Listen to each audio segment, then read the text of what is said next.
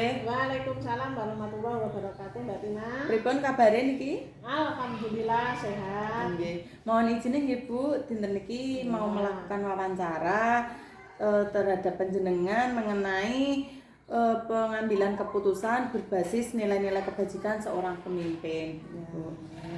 Ya apa-apa Mbak, nanti saya jawab kalau saya bisa, nanti pokoknya sebisa saya. Nggih. Pokoke intine napa Bu?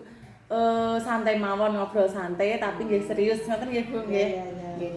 Nah, gini Bu, selama ini Ibu dapat mengidentifikasi kasus-kasus atau dilema etika yang ada di TK Pertiwi Demangan ini seperti apa Ibu? Ya, kalau kita tahu ya Mbak bahwa kasus dilema etika itu kasus yang lumayan berat. Jadi kita harus bisa menyelesaikan kasus-kasus yang ada di sekolahan itu walaupun berat. Nah, untuk menyelesaikan kita mempunyai 3 prinsip. Prinsipnya yaitu berpikir demi kebaikan orang banyak. Yang kedua berpikir dengan berbasis peraturan. Terus yang ketiga berpikir berbasis dengan rasa peduli. Berarti menggunakan 3 prinsip niku mau nggih, berpikir demi kebaikan orang banyak, terus berbasis peraturan, kali berbasis dengan rasa peduli. Nah, selama ini Ibu menjalankan dalam pengambilan keputusan ini, terutama untuk kasus-kasus dilema etika, ada 2 kepentingan yang sama-sama benar atau sama-sama mengandung nilai kebajikan itu seperti apa Bu? Pada kasus yang sama, sama benar atau sama-sama mengandung nilai kebajikan, saya mengambil 9 langkah dalam mengambil keputusan. Nah, nilai 9 itu yang pertama adalah 1, mengidentifikasi dan juga menyaring masalah-masalah yang berhubungan dengan etika sopan santun dan juga norma sosialnya. Terus yang kedua yaitu menentukan siapa saja yang terkait pada kasus-kasus dilema tersebut. Nah, yang ketiga mengumpulkan fakta. Kita mengumpulkan fakta yang relevan, setelah itu menyaring masalah, menentukan siapa saja yang dan mengumpulkan fakta-fakta. Jadi fakta-faktanya yang masalah tersebut apa faktanya gitu. Terus yang keempat, melakukan pengujian benar atau salah terhadap fakta tersebut. Yang kelima, yaitu kita menguji dan menggunakan 4 paradigma yang benar. Paradigma yang benar lawan benar.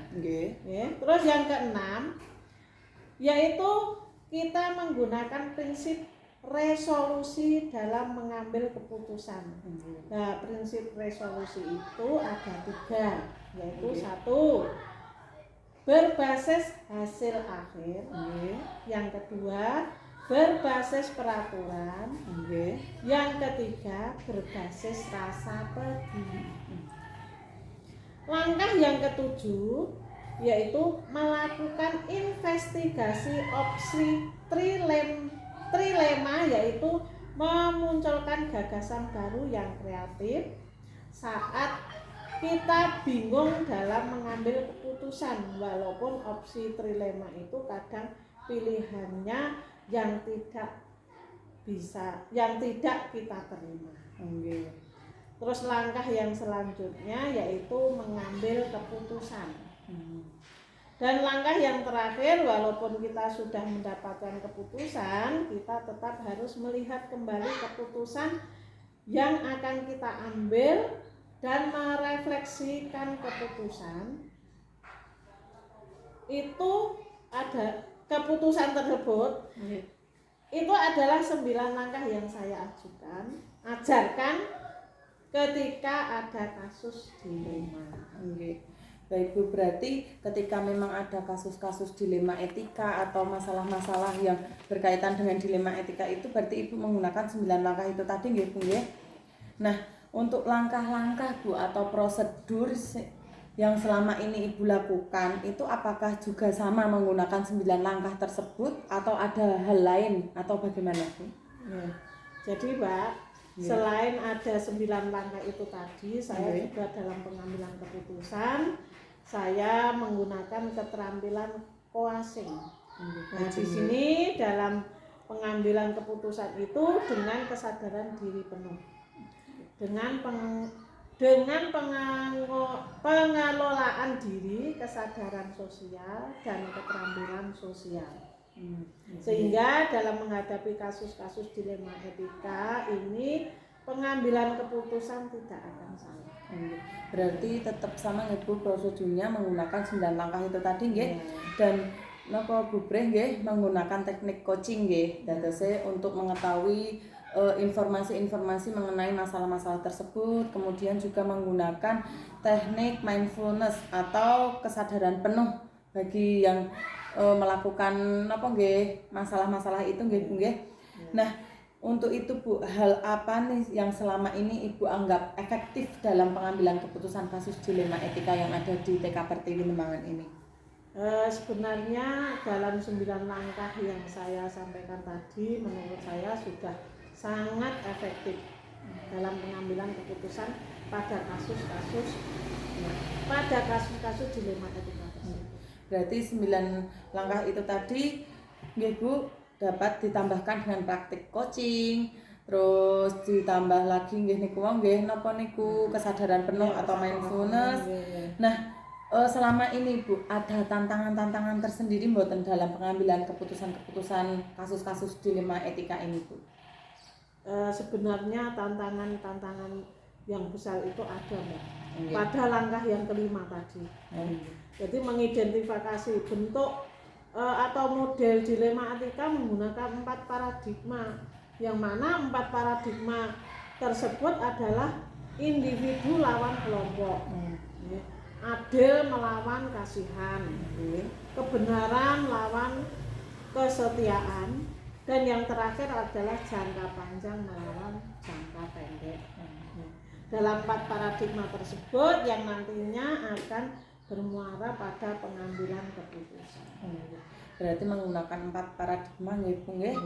Nah, selanjutnya niki Bu, apakah Bu Breh sendiri mempunyai jadwal tertentu dalam penyelesaian sebuah kasus dilema etika atau memang ada prosedur lain nih Bu yang dijalankan? Ya, ketika saya menghadapi kasus dilema etika, saya tidak bisa langsung serta-merta mengambil sebuah keputusan. Jadi saya harus memikirkan selebih dahulu dengan berpegang teguh pada prinsip yang saya sampaikan tadi. Jadi juga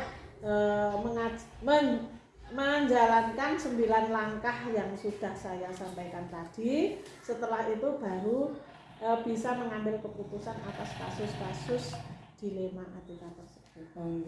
Jadi nggih Bu nggih, napa niku selama ini memang berkaitan nggih antara 9 langkah itu tadi kali 4 paradigma niku nggih Bu nggih. Nah, niki Bu, apakah ada seseorang atau faktor-faktor dari luar yang membantu Ibu dalam pengambilan keputusan ketika ada kasus-kasus dilema etika seperti itu Ibu?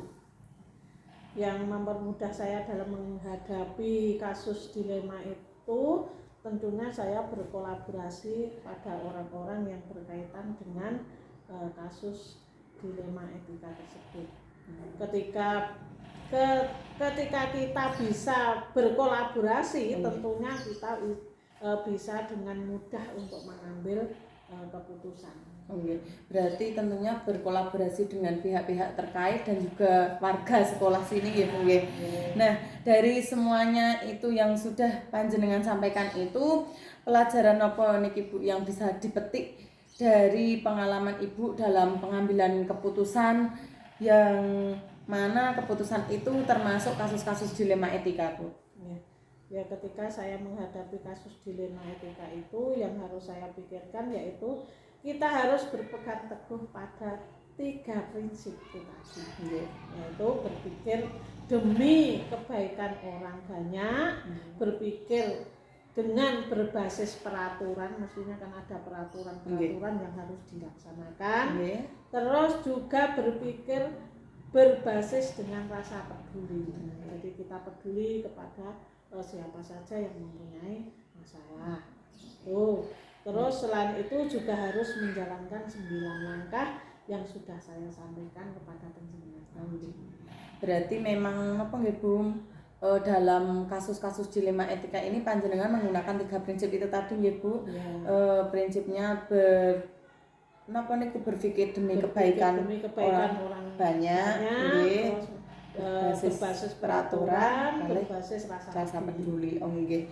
Nah, mungkin selain 3 prinsip itu tadi berarti 9 langkah niku mau nggih Bu nggih. Ya, 9 langkah itu tadi Nggih. yang kita gunakan untuk identifikasi suatu masalah. Nggih. Baik Ibu, mungkin cukup nggih wawancara kita pada siang hari ini. Terima kasih waktunya. Semoga apa yang jenengan sampaikan itu tadi bisa menjadi pembelajaran buat saya pribadi untuk kedepannya lebih baik lagi juga nggih Bu, dan bermanfaat untuk kita. Tentunya ngoten nggih Bu nggih. Nggih, matur nuwun. Wassalamualaikum warahmatullahi wabarakatuh. Waalaikumsalam warahmatullahi wabarakatuh. Assalamualaikum Bu Nur. Waalaikumsalam warahmatullahi wabarakatuh, Mbak Tina. Gimana kabarnya nih Bu Nur? Alhamdulillah sehat meskipun hujan-hujan, musim hujan, tapi alhamdulillah diberikan kesehatan oleh Allah. Nggih. Mohon izin nggih Bu untuk pagi ini melakukan wawancara untuk tentang pengambilan keputusan berbasis nilai kebajikan yang ada di TK Aisyah Numangan ini. Iya, siap Mbak Tina. Nanti apa yang bisa saya bantu nanti kita intinya bersama-sama gitu nggih? Nggih. Intinya kita diskusi bersama ngoten nggih Bu nggih. Iya, siap. Nggih. Nah, gini Bu. Di TK Aisyah ini kan tentunya banyak kasus-kasus dilema etika nggih Bu nggih. Nah, itu bagaimana Bu Nur sendiri mengidentifikasi apabila ada kasus-kasus dilema etika di TK Aisyah Numangan ini? Oh iya Mbak Tina, memang di lembaga kita itu kan banyak sekali dilema etika. Nah, kami mencoba untuk mengatasi kasus dilema matematika itu yang menurut saya lumayan berat di lembaga kita itu dengan cara 3 langkah, yaitu menyampaikan prinsip-prinsip yang pertama yaitu berpikir demi kebaikan orang banyak. Terus yang kedua berpikir dengan berbasis peraturan. Terus yang ketiga kita berpikir berbasis dengan rasa peduli sesama. Jadi peduli dengan semua peserta didik dan juga semua warga sekolah. Berarti memang menggunakan 3 prinsip nggih Bu nggih. Iya. Yang pertama yaitu prinsip dengan berbasis kebaikan nggih, terus berbasis rasa peduli dan juga berbasis peraturan. Ngoten nggih Bu nggih. Nah, untuk itu Ibu, ketika memang kita sudah menggunakan 3 prinsip itu, langkah selanjutnya apa yang Ibu lakukan?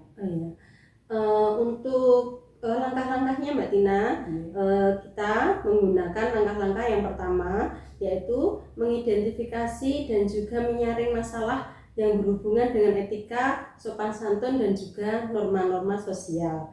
Terus yang kedua, kita menentukan siapa saja yang terkait pada situasi kasus-kasus dilema etika tersebut. Ada masalah yang kita sering masalahnya itu kita cari dulu orangnya gitu. Terus yang ketiga, kita mengumpulkan fakta-fakta yang relevan. Setelah kita menyaring masalah-masalah tersebut, kita menentukan siapa saja dan mengumpulkan data atau fakta-faktanya. Terus yang keempat, kita melakukan pengujian benar atau salah terhadap fakta yang kita kumpulkan. Kemudian yang kelima, kita menguji dan menggunakan 4 paradigma benar lawan benar begitu. Yang selanjutnya langkah yang keenam, kita menggunakan prinsip revolusi dalam mengambil keputusan. Prinsip revolusinya itu ada 3, yaitu berbasis hasil akhir, berbasis peraturan, dan juga berbasis pada rasa peduli. Yang ketujuh, kita menggunakan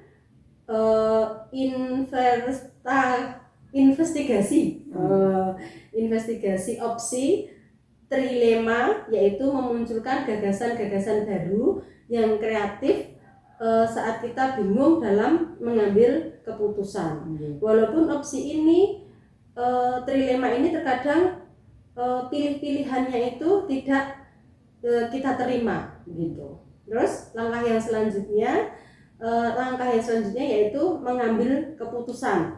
Setelah kita mengambil keputusan, akhirnya kita mendapatkan keputusan tetap, harus melihat kembali keputusan yang kita ambil dan merefleksikan, merefleksikan keputusan tersebut.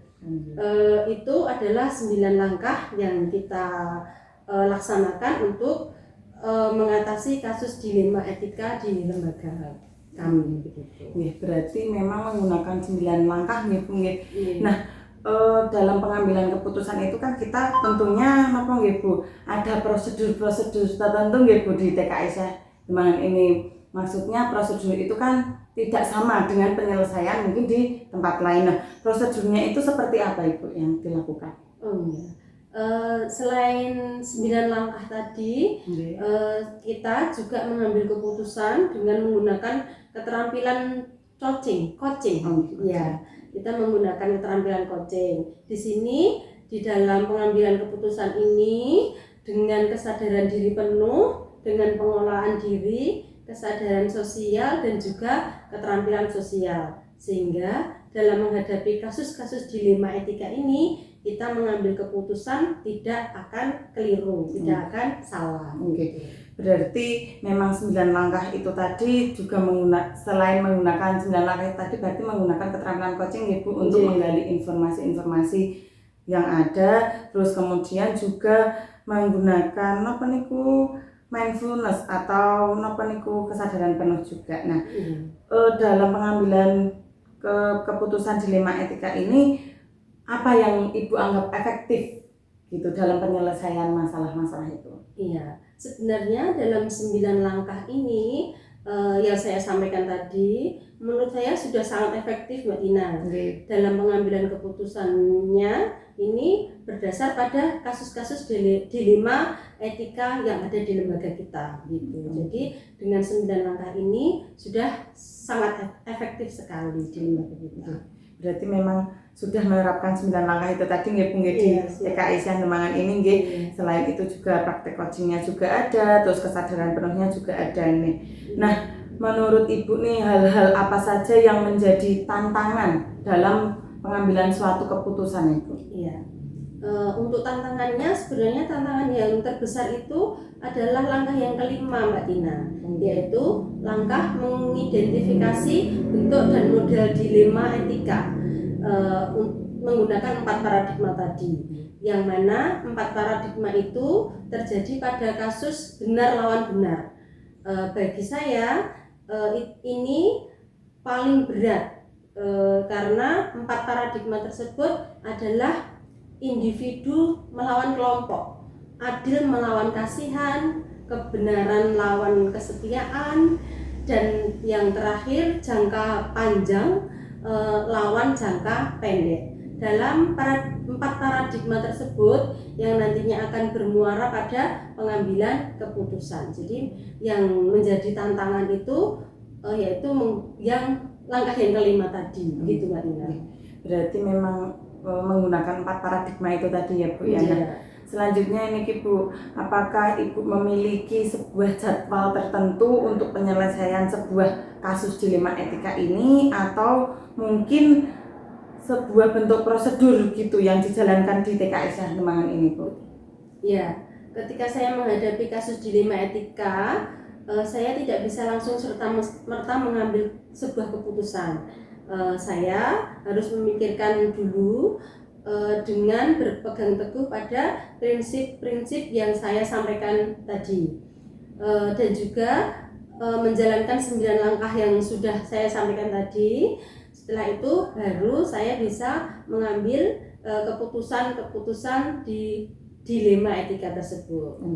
Berarti tidak langsung ya Bu ya, harus ada step by stepnya nggih. Nah, menurut Bu Nur sendiri apakah ada faktor atau seseorang yang bisa mempermudah untuk pengambilan keputusan pada kasus dilema etika di TKI Sandemangan ini, Bu? Ya, untuk yang mempermudah saya dalam menghadapi kasus-kasus dilema ini, tentunya saya berkolaborasi dengan orang-orang yang berkaitan dengan kasus dilema etika ini.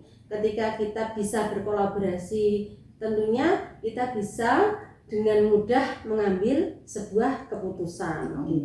Berarti memang kolaborasi itu sangat diperlukan gitu, nggih. Iya.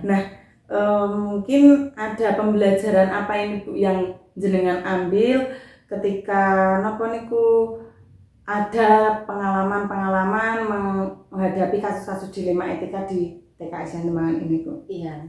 Ketika saya menghadapi kasus dilema etika ini, yang saya pikirkan yaitu kita harus berpegang teguh pada 3 prinsip tadi, yaitu berpikir demi kebaikan orang banyak, berpikir yang berbasis peraturan, dan juga berpikir yang berbasis dengan rasa peduli. Selain itu, kita juga harus menjalankan 9 langkah yang sudah saya sampaikan tadi. Begitu, Mbak Nina. Berarti memang dalam penyelesaian sebuah kasus dilema etika itu berarti menggunakan tadi Bu 3 prinsip dan juga 9 langkah yang sudah jenengan utarakan tadi. Iya. Nah, mungkin wawancara kita pada pagi hari ini cukup di sini dulu ya Bu. Nanti apabila ada informasi lagi yang ingin saya gali ataupun saya dapatkan, mungkin kita bisa berbincang-bincang lagi nggih. Nah, mudah-mudahan wawancara kita pada pagi hari ini memberikan manfaat bagi saya pribadi dan juga jenengan, mungkin juga buat TKI Sandemangan ini gitu. Amin. Ya. Oke. Terima kasih atas waktunya. Wassalamualaikum warahmatullahi wabarakatuh. Ya, terima kasih kembali Mbak Tina. Semoga semua dimudahkan, dilancarkan. Ikut bangga dengan jadi guru penggerak. Semoga bisa membawa perubahan kebaikan untuk TKI Sandemangan. Saya ucapkan juga terima kasih. Saya akhiri. Wassalamualaikum warahmatullahi wabarakatuh.